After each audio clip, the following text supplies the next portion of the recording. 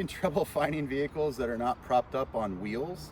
You know, this is a pick and pull junkyard, so people can come here and just pull parts off at their own risk. I don't feel super comfortable standing next to one of these cars, and just for the sake of making a YouTube video with that'll probably pay me $10 in YouTube royalties. So we're probably going to go to a different yard and see if they have any vehicles that are actually on the ground. So I mean, there's a lot of cars here. There's probably like 1,000 freaking cars, but they're all propped up on wheels. So it's hard to find some cars that would be safe to actually work on. Safety first. All right, we have our first victim of the day. This is a simple push button lock. I want to get my air wedge into the door, so I'm going to use the Multipick little pry bar here. We're going to get it in between the weather stripping and the door, not the door and the weather stripping. I don't want the door frame weather stripping and then separate the weather stripping. I want to go into the door itself to create this gap.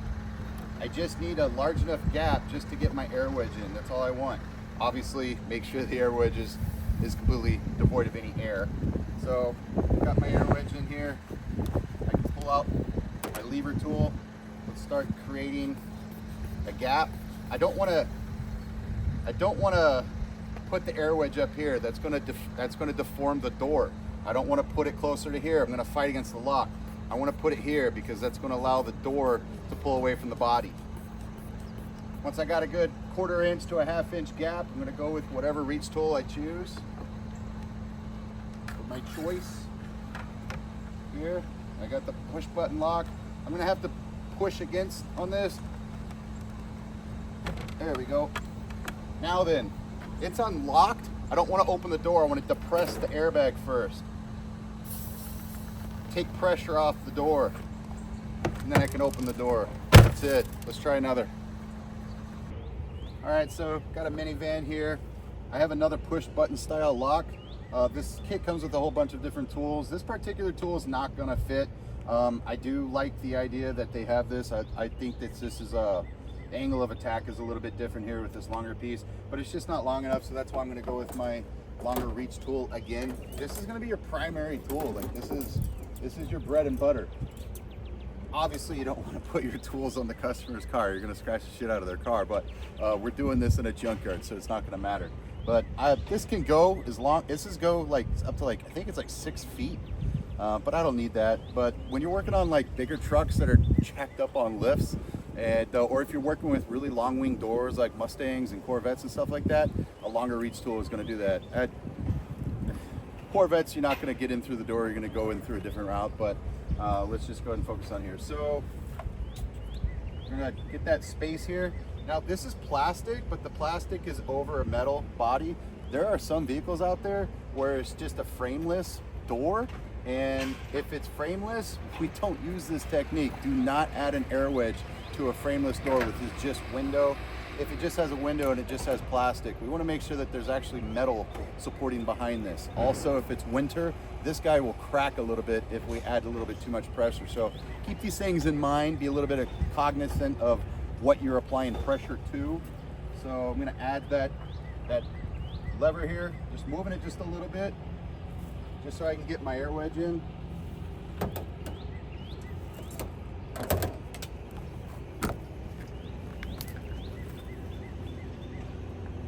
Okay, make sure I'm actually closed off from the valve. I want to slide this down a little bit more.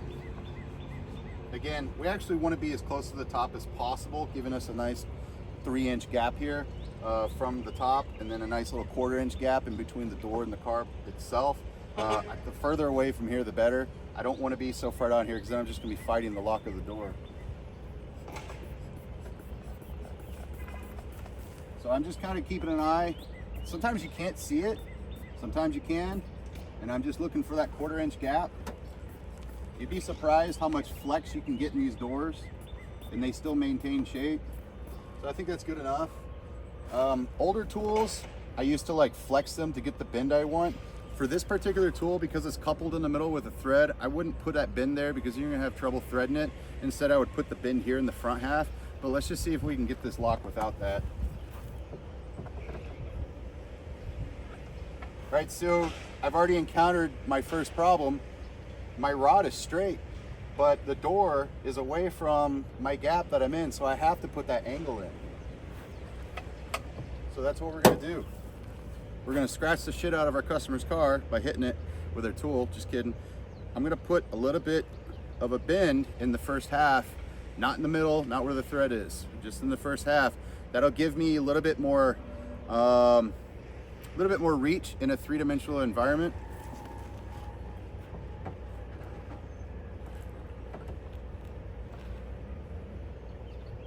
Oh, we're almost there. I think we have enough though. I think we have enough, but we're not. I'm gonna give it a little bit more. I'm gonna pretend like it's a customer's car and I don't want to scratch the crap out of it. So a little bit more flex is good. The reason why I'd be worried about scratching it is because I'm putting a lot of pressure and leverage against the enamel and the paint of the car body by trying to just get it to reach that button.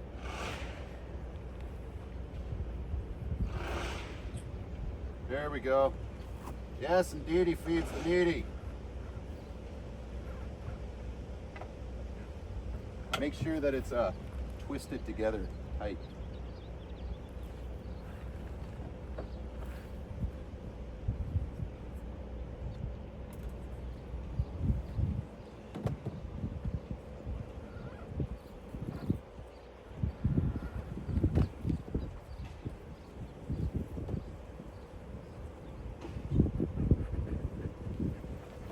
There we go.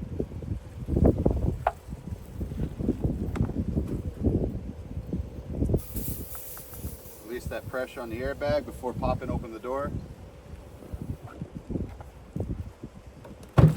Your chariot awaits, madam. I don't have a push button lock. I just have a slider lock right here. So it's in the lock position. All we have to do is manipulate that. That's what we're going to go for. I don't even need to use my pry bar to pull the door away from the body, honestly, because this thing has a stiffener in it. You hear it when you move it. Can't hear it now. Hang on. You can hear that now. Because it has a stiffener in it, which are the ones at Home Depot don't have that. Everybody in the comments like, oh, you can just buy the one from Home Depot. It's not the same thing. It doesn't have that plastic stiffener. So let me release this air. Close off the valve, and because it has that stiffener in it, I'm going to be able to just slide it into the door. I don't even need a tool for this vehicle, and this is a 2021 Toyota Tacoma, so it's, you know, it's a tight fit, but yet I don't even need a tool to slide it in. Pump it up.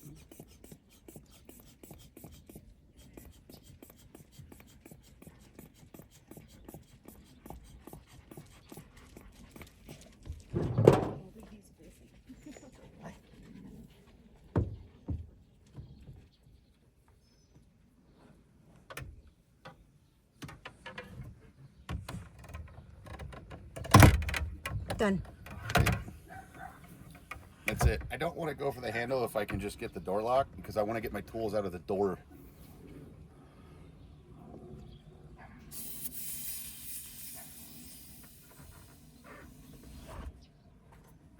That's it. Simple as that. All right, so I didn't even think about it. My last vehicle had lock and unlock electric locks, but whatever. This has the same sliding style lock here. We're gonna try to manipulate these guys and unlock it that way. So let's give it a try. Let's make sure it's locked.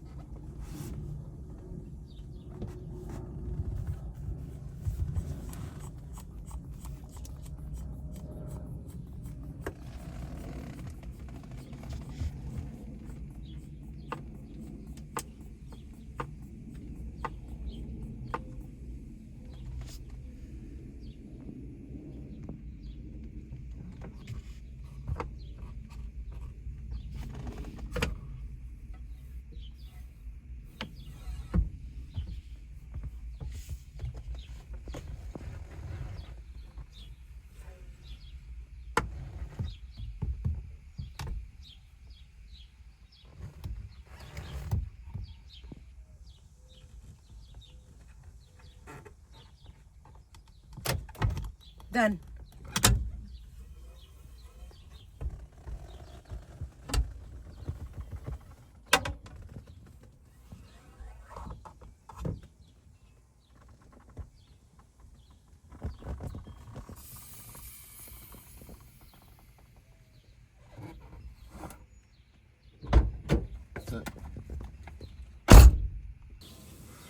All right, so final thoughts on this. Man, I went to 3 different junkyards trying to find more vehicles that I could do this on. The first junkyard I went to, they had 2 vehicles that were on the ground that were safe to get into.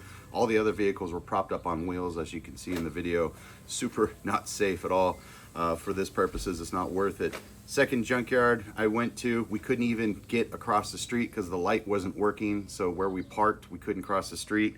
So we tried to park in the back and he said, no, you got to go through the front. I was like, all right, let's go to a third junkyard. I drove 45 minutes to another junkyard and they wouldn't give me an answer whether I could go into the yard or not. They said, we'll call you back, and they never called me. So here we are the next day, and I've run out of options in Austin. Hopefully I can find a yard in San Antonio, but it's really hit or miss here in Central Texas for some reason. I did my best. So I ended up opening my wife's car and my car just to add a little bit more content and show you guys how the tools work. Unfortunately, I could only demonstrate that one tool, which is the reach tool. However, you're gonna open 90% of cars in North America with that one reach tool and an air wedge. And you don't even need this. This was like an added bonus for them to add this into the kit, because you can typically just slide in the air wedge without having to use any type of leverage to get the door away from the body. I just did that to demonstrate the tools. You can literally just slide the air wedge in because it has a stiffener. This air wedge worked just great. People keep asking me how it compares to other air wedges on the market. I haven't had to get into a vehicle in over 10 years. I do prefer the nylon air wedges. This is what all the professional kits will have, is the nylon, not the rubber. I don't know, like, does rubber perform any different than nylon? It's subjective. Just, you know, if you are, sorry, I had a World War II biplane flying over my house. It's subjective. Like, an air wedge is an air wedge, but what you want is for it to have the plastic stiffener on the inside. So buy from a company that's going to specialize in locksmith tools, and it's going to have this. You don't need to go to Lowe's or Home Depot and save $5.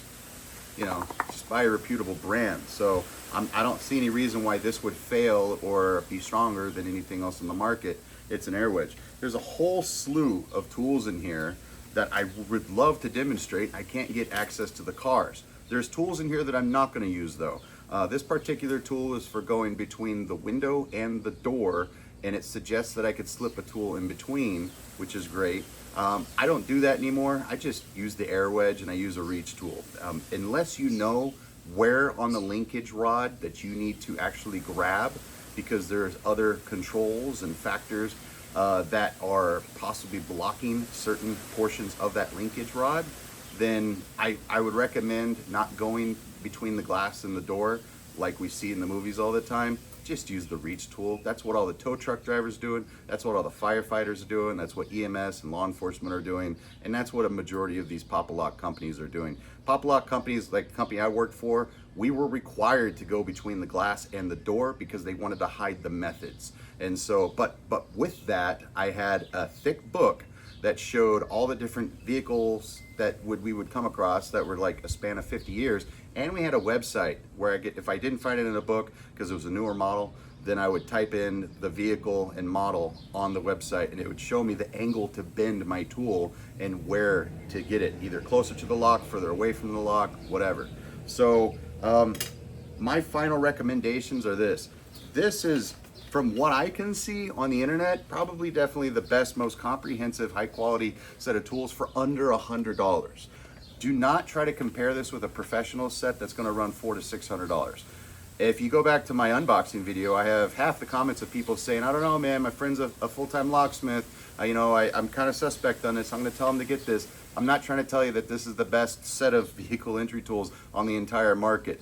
I have the best set of tools on the entire market, and it cost me $450 back then, and then I had to do upgrades. I constantly had to buy more tools, more books, to be able to keep it current, up to date. I think I stopped doing it finally in 2020 because I was like, I haven't opened a vehicle in like almost 5 years.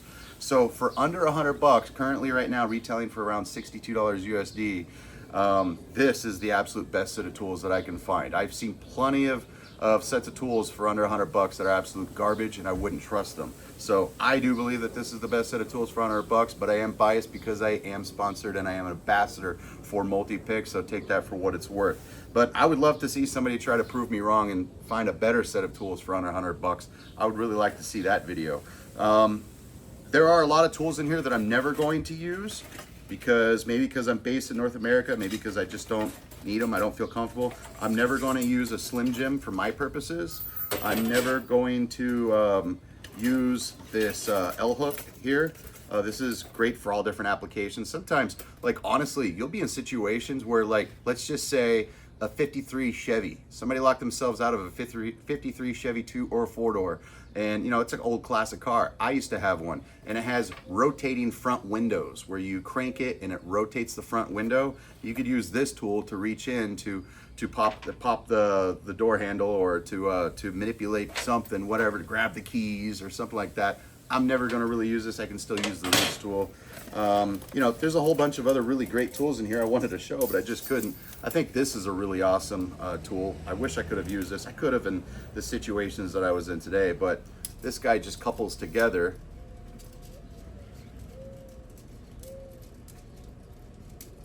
And then I can manipulate things like this. But it is a straight path because it is hollow. You don't want to bend this. It's not really great for three-dimensional environments. I do have an extra middle piece shaft that I could have put on the reach tool, and I already put a pre-bend into it. We have the air wedge. This one I'll be keeping in this. We have a couple lassos here. I really wanted to try these, but I couldn't find a vehicle with a push button lock. These are cool. You just drop this into the door and you lasso that push button and pull on the push button. But that's it. There's a whole bunch of other tools in here that are worth noting that hopefully I can find a junkyard and give these a attempt. What I would recommend is when you get your kit, make yourself familiar with the tools that are in here, and then take out everything and then put in this kit your airbag, your pry bar here. We're going to disassemble our reach tool. Disassemble your reach tool, put that in there.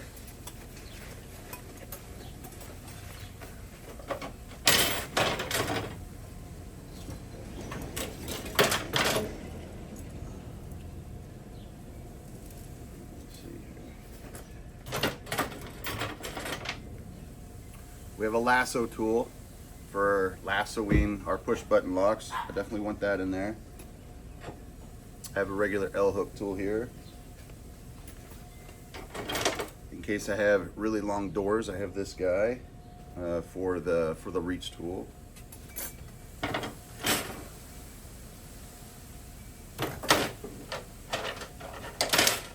Honestly, that's pretty much all I'm going to keep in the kit, and then that's it. I'm going to put it in my vehicle and forget about it. The whole point of this kit is to be affordable, and it's really for emergencies, in my opinion. One final thing is, because these tools are not rubber coated, if you use these tools often on vehicles, like 16 vehicles a day kind of often, you could find yourself scratching the inside of the door frame where nobody can see. But if you're doing this for a living, I would recommend rubber coated tools.